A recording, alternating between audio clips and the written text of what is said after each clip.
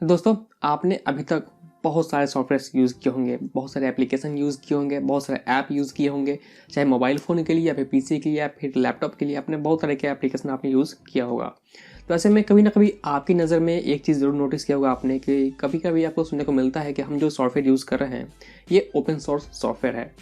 तो क्या होता है ये ओपन सोर्स? आपके मन में ज़रूर सवाल आया होगा। तो बेसिकली आज की वीडियो में हम इसी बारे में बात करने वाले हैं कि ओपन सोर्स सॉफ्टवेयर क्या होता है, ये कैसे काम करता है, इसे क्या बेनिफिट है, इन सब के बारे में इस वीडियो में हम बात करने वाले हैं। तो बिना देरी के वीडियो को शुरू करते हैं, लेकिन उससे पहले अगर आपने वीडियो को लाइक नहीं किया तो वीडियो को लाइक कर दीजिए और चैनल पर है चैनल को सब्सक्राइब कर लीजिए। चलिए वीडियो को शुरू करते हैं। ओके, तो गाइस जो सॉफ्टवेयर्स होते हैं बेसिकली दो टाइप के होते हैं। पहला होता है क्लोज सोर्स या फिर प्रोप्राइटरी सॉफ्टवेयर, दूसरा होता है ओपन सोर्स, जिसके बारे में हम बात करने वाले हैं। तो सबसे पहले हम ये समझते हैं कि क्लोज सोर्स या फिर प्रोप्राइटरी सॉफ्टवेयर क्या होता है, फिर हम समझेंगे कि ओपन सोर्स क्या होता है। तो देखिए, इन दोनों को समझने से पहले एक और चीज़ समझना पड़ेगा कि एक्चुअली में सोर्स कोड होता क्या है, ये सोर्स चीज़ है क्या। तो देखिए, जो भी सॉफ्टवेयर बनता है बेसिकली क्या होता है, उसमें हमें प्रोग्रामिंग करनी पड़ती है, कोडिंग करनी पड़ती है। तो कोडिंग कौन करता है? प्रोग्रामर करता है। तो एक्चुअली में जो प्रोग्रामर एक्चुअल कोड टाइप करता है, ठीक है, कंपाइलर में किसी लैंग्वेज में सी या जावा जो भी है, तो जो बेसिकली वो मेन कोड टाइप करता है उसे कहा जाता है सोर्स कोड। और ये सोर्स कोड किसके पास होता है? बेसिकली उस प्रोग्रामर के पास होता है या फिर जिस कंपनी का सॉफ्टवेयर है वो उसके पास होता है, ठीक है। एग्जाम्पल के लिए माइक्रोसॉफ्ट विंडोज़, क्योंकि माइक्रोसॉफ्ट विंडोज़ का जो कोड है, जिस कोडिंग की तरह उसे बनाया गया है, ऑपरेटिंग सिस्टम को बनाया गया है, वो तो आपके पास नहीं है। उसका जो सोर्स कोड है वो तो आपके पास नहीं है। वो किसके पास है? तो वो है माइक्रोसॉफ्ट टीम के पास, फिर माइक्रोसॉफ्ट के पास, या फिर जो प्रोग्रामर उसको प्रोग्राम कर रहे हैं उनके पास भी बेसिकली उनका सोर्स कोड होता है। बेसिकली उनका जो सोर्स कोड होता है वो लिमिटेड एरिया में होता है, ठीक है। इसलिए उसको कहा जाता है क्लोज सोर्स, यानी कि उसको कुछ लोग ही यूज कर पाते हैं, कुछ लोगों को ही उसका मेन सोर्स कोड का पता है कि कैसा कोड है इसका, किस तरह के सॉफ्टवेयर को बनाया गया है। उसे कहते हैं प्रोप्राइटरी सॉफ्टवेयर का सोर्स कोड या फिर आपका क्लोज सोर्स, ठीक है। ठीक इसके अपोजिट जो ओपन सोर्स सॉफ्टवेयर होता है उसका जो सोर्स कोड होता है, फॉर एग्जांपल आपने कोई सॉफ्टवेयर बनाया, आपने प्रोग्रामिंग किया, उसका सोर्स कोड आपने पब्लिक कर दिया, उसे कहा जाता है ओपन सोर्स, ठीक है।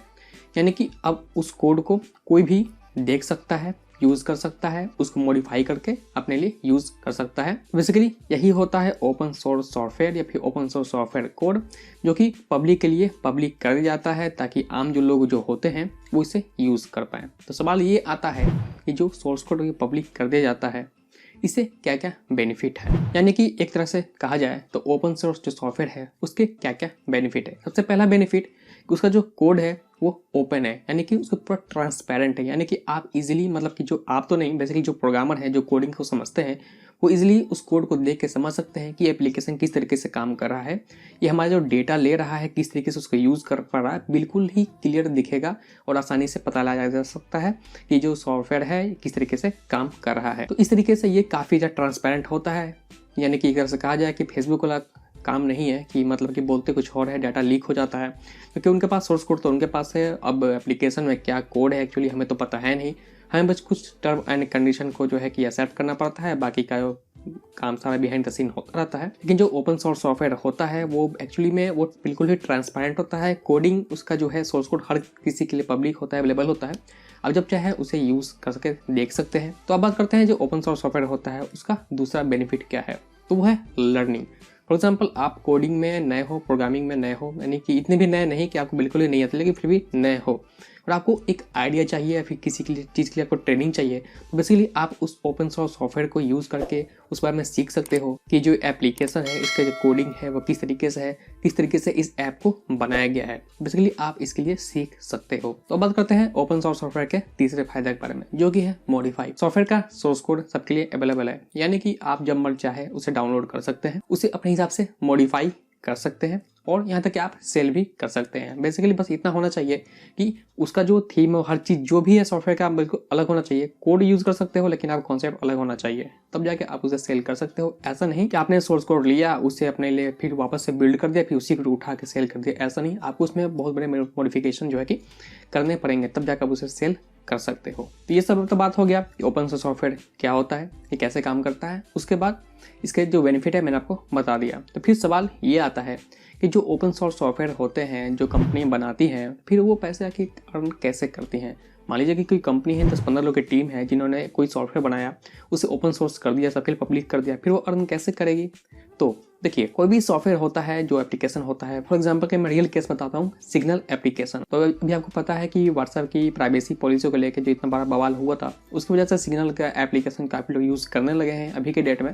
तो सिग्नल जो एप्लीकेशन है वो भी ओपन सोर्स है। तो सवाल यह है कि आखिर ओपन सोर्स वाले पैसे अर्न करते कैसे हैं, क्योंकि वो तो ऐड दिखाते हैं नहीं, तो फिर वो अर्न कैसे करते हैं। तो बेसिकली देखिए, जितने सारे ओपन सोर्स वाले प्रोजेक्ट होते हैं, सॉफ्टवेयर होते हैं, उनकी वेबसाइट होती है जहाँ पे वो डोनेशन लेते हैं। तो बहुत सारे लोग हैं जो कि उनको डोनेशन देते हैं। बेसिकली उनकी एक टीम होती है जो कि उस सॉफ्टवेयर को हमेशा मेंटेन करती है, उनको मॉडिफाई करती रहती है, उनमें नए इंप्रूवमेंट करती रहती है। तो बेसिकली उनको भी सैलरी चाहिए, पैसे चाहिए इन सबको मैनेज करने के लिए। तो बेसिकली उनकी जो मेन अर्निंग का सोर्स होता है वो होता है डोनेशन। यानी लोग उनको डोनेट करते हैं अपने अपने हिसाब से, काफ़ी लोग डोनेट करते हैं। अभी जाके उनको डोनेट कर सकते हैं अगर आपको किसी का सॉफ्टवेयर पसंद आता है और वो ओपन सोर्स है। तो गाइस, ये तो सारे बात हो गए ओपन सोर्स के बारे में। तो अब बात करते हैं कि कौन कौन से सॉफ्टवेयर हैं जो ओपन सोर्स है। ठीक है, तो सबसे पहले बात करते हैं ऑपरेटिंग सिस्टम, जो कि है लिनक्स।